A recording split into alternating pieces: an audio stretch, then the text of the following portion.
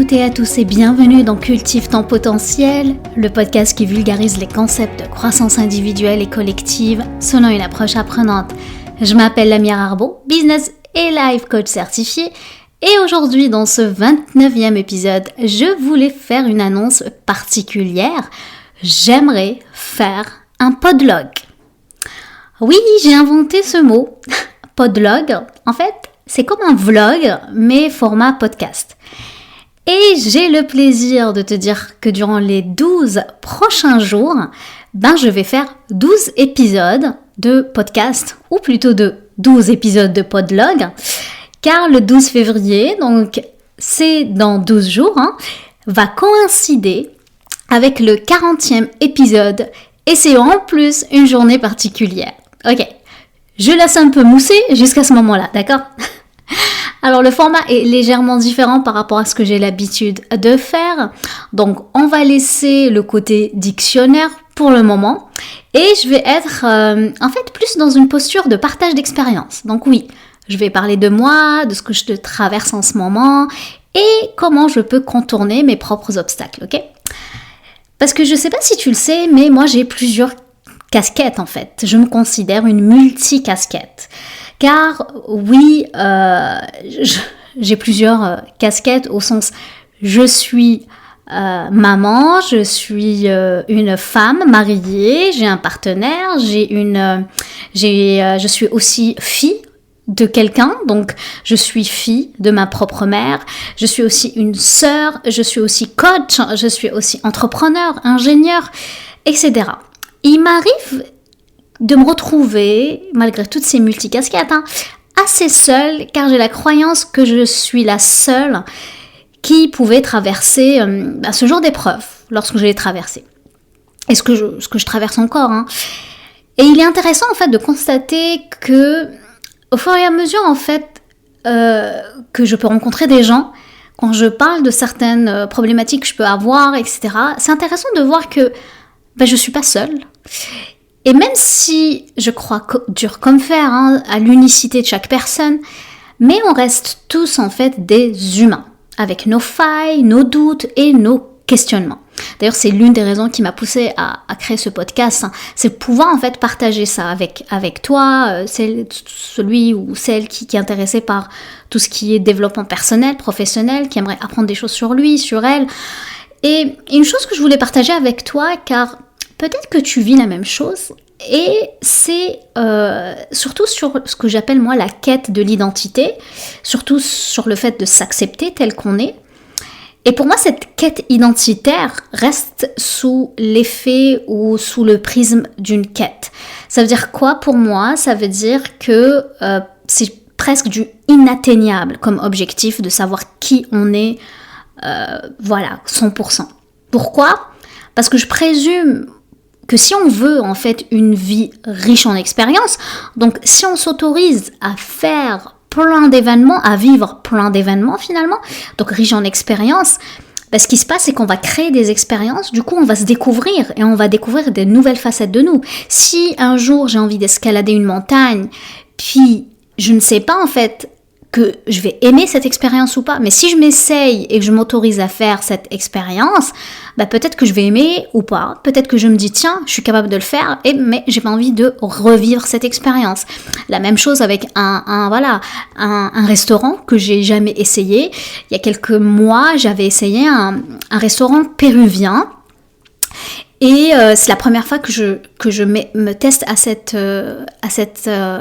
gastronomie, et c'était super riche en expérience. J'ai jamais en fait connu de péruvienne ou de péruvien dans ma vie, et ce restaurant-là, en plus il était super charmant, le monsieur c'était super familial comme environnement, et j'ai adoré l'expérience. Mais si l'ancienne Lamia ne s'est pas autorisée de vivre cette expérience, en fait, la nouvelle Lamia ne peut pas savoir si elle aime en fait la nourriture péruvienne.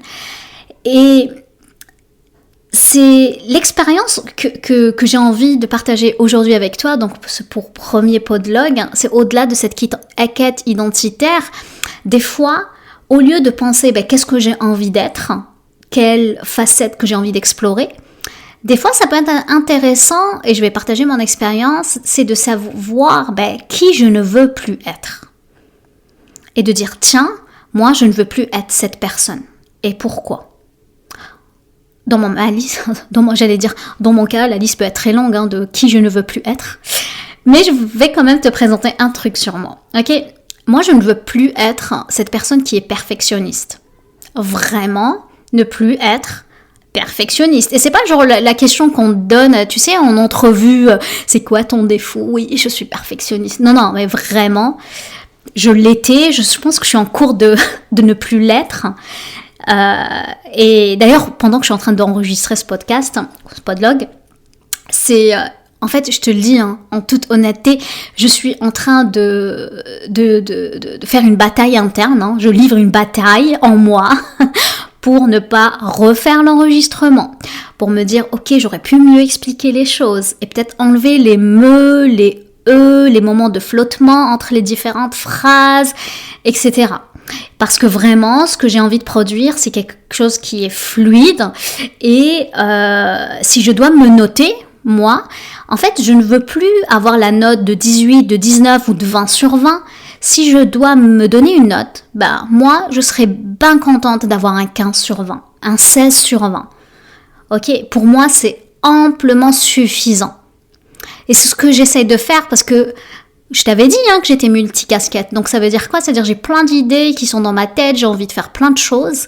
Et pour pouvoir faire des choses, donc pour pouvoir avoir une vie finalement riche en expérience, je pense qu'il faut s'autoriser de se donner cette latitude-là, cette flexibilité-là de ne pas atteindre quelque chose qui est parfait et de se dire ok, c'est correct, moi je suis d'accord d'avoir un 15, un 16 sur 20, voilà. Moi, j'ai l'image qui me donne, en fait, Brooke Castillo, qui est ma coach de référence, qui se dit « le B-, it's the best for me ». Et c'est vrai, le B-, c'est-à-dire c'est la note de B-, carrément, c'est la moyenne qui est de 15 sur 20. C'est amplement suffisant parce que du moment qu'on accepte qu'on n'est pas parfait, en fait, c'est là qui va nous pousser à être vers l'action. Mon restaurant péruvien, si j'avais regardé sur Yelp, si j'avais regardé en fait toutes les photos de ce resto, je serais pas y allée parce que c'est petit, la salle est petite, et puis il y avait pas une grosse suggestion de menu. C'était genre, je pense qu'il y avait 3-4 propositions de plats. Mais là, l'expérience que j'ai vécue avec le monsieur et la madame qui sont issus de l'immigration et qui nous ont offert, vraiment, c'était du homemade avec le biscuit maison à la fin offert. Moi, j'aime bien les petites touches comme ça quand on va au restaurant, des choses que tu t'attends pas en fait. C'est ce qu'on appelle l'expérience service client A+. C'est vraiment, tu y vas et tu t'attends pas à avoir un dessert gratuit avec le petit biscuit et le petit thé. Mais c'était super riche en expérience. Et si la Lamia perfectionniste avait regardé sur Yelp les photos et tout, c'est tout petit et le menu c'est pas si alléchant que ça sur les photos, je serais déçue, j'aurais manqué cette expérience. Donc voilà, c'est ce que je te propose aujourd'hui. Donc de se questionner qui tu ne veux pas être, ok ? Je voulais faire un petit rappel parce que je suis là quand même pour être entrepreneur. Je t'avais dit une de mes multicasquettes, c'est être entrepreneur. Et qu'est-ce que fait un entrepreneur ? Il entreprend, ok ? Donc je suis là pour te partager mon expérience et l'une des choses que j'adore, c'est donner de la formation.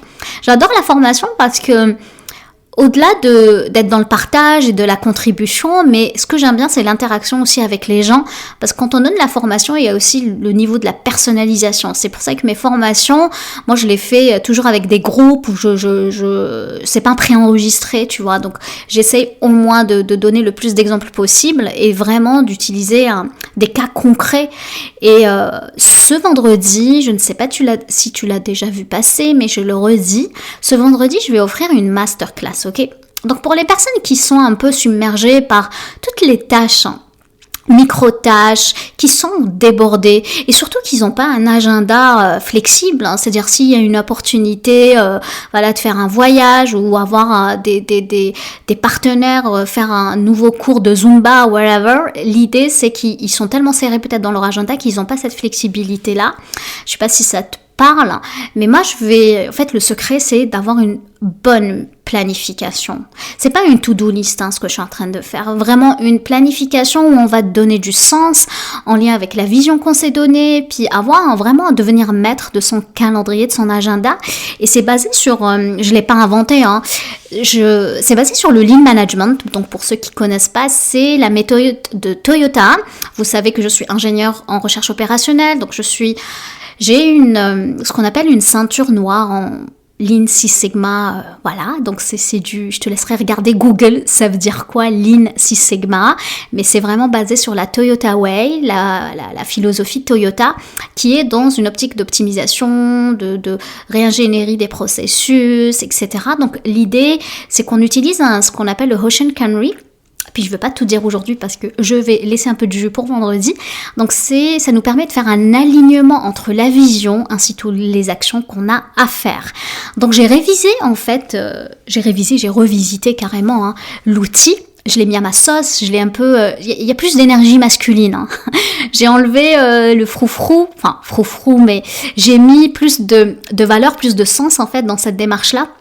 Donc j'explique tout ça dans ma masterclass qui va durer un bon 2 heures. Bien sûr, le replay va exister, les outils seront disponibles. L'outil en question dont je t'ai parlé, je vais vous l'offrir en fait. Donc n'hésite pas à venir assister, à t'inscrire à cette masterclass.